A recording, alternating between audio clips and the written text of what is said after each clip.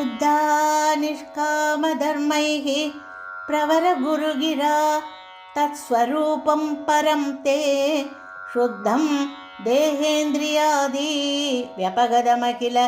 व्याप्तमावेदयन्ते नानात्वतौल्यकार्ष्यादितु गुणजवपुः सङ्गदोऽध्यासितं ते वन्ने दारुप्रभेदेषु इव महदनुदादीप्तदा शान्तदादि आचार्याख्यादरस्तारणि समनुमिलत् शिष्यरूपोत्तरारण्यावेदोत् भासितेन स्फुटतरपरिबोधाग्निना दह्यमाने कर्माली वासना तत्कृततनुभुवन भ्रान्तिकान्तारपूरे दाह्याभावेन विद्या शिखिनि च विरते त्वन्मयी कल्ववस्था एवं त्वत्प्राप्तितोऽन्यो न हि खलु निखिलक्लेशहानेरुपायः नैकान्तात्यन्तिकास्ते कृषिवदगत षट्पुण्यषट्कर्मयोगाः दुर्वैकल्यैरकल्या अपि निगमपताः तत्फलान्यप्यवाप्ताः मत्तास्त्वां विस्मरन्तः प्रसजति पतने यान्त्यनन्दान् विषादान् त्वल्लोकादन्यलोकः क्वनुभयरहितो यत्परार्थद्वयान्ते त्वद्भीतः सत्यलोकेऽपि न सुखवसतिः पद्मभूः पद्मनाभ एवं भावे त्वधर्मार्जितबहुतमसां का कथा नारकाणां तन्मे त्वं छिन्धिबन्धं वरद कृपणबन्धो कृपापूरसिन्धो यादात्यात्त्वन्मयस्यैव हि मम न विभो वस्तुतो बन्धमोक्षौ मायाविद्यातनुभ्यां तव तु विरचितौ स्वप्नबोधोपमौ तौ बद्धे जीवत्विमुक्तिं गतवती च बिदा तावती तावदेको भुङ्क्ते देहतृमस्तो विषयफलरसान् नापरो निर्व्यतात्मा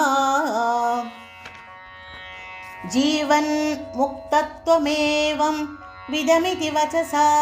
किं फलं दूरदूरे तन्नामाशुद्धबुद्धेः न च लघुमनसशोधनं भक्तितोऽन्यत् तन्मे विष्णो कृषिष्टाः त्वयि कृतसकलप्रार्पणं भक्तिभारं येन स्यां मंक्षु किञ्चित् गुरुवचनमिलत् त्वत्प्रबोधस्त्वदात्मा सप्तब्रह्मण्यपीह प्रयतितमनसः त्वां न जानन्ति केचित् कष्टं वन्द्यश्रमास्ते चिरतरमिह गां विप्रते निष्प्रसूतिं यस्या विश्वाभिरामाः सकलमलहराः दिव्यलीलावताराः सत्सित्सान्द्रं च रूपं तव न निगदितं तां न वाचं भ्रियासं यो यावान् यादृशो वा त्वमिति किमपि नैवावगच्छामि भूमन् एवं चानन्यभावः त्वदनुभजनमेवाद्रिये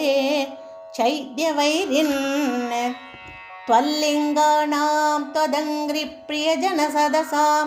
दर्शनस्पर्शनादिः भूयान्मे त्वत्प्रपूजानतिनुतिगुणकर्माणु कीर्त्यादरोऽपि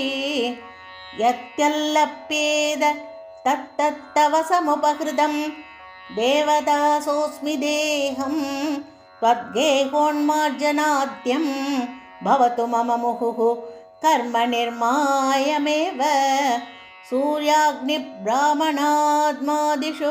लसितचतुर्बाहुमाराधये त्वां त्वत्प्रेमार्द्रत्वरूपो मम सततमभिष्यन्ततां भक्तियोगः ऐक्यं ते दान होम व्रतनियम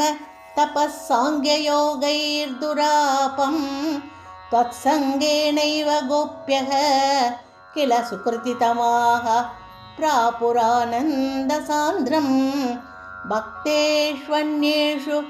भूयस्वपि बहुमनुषे भक्तिमेव त्वमासा तन्मे त्वद्भक्तिमेव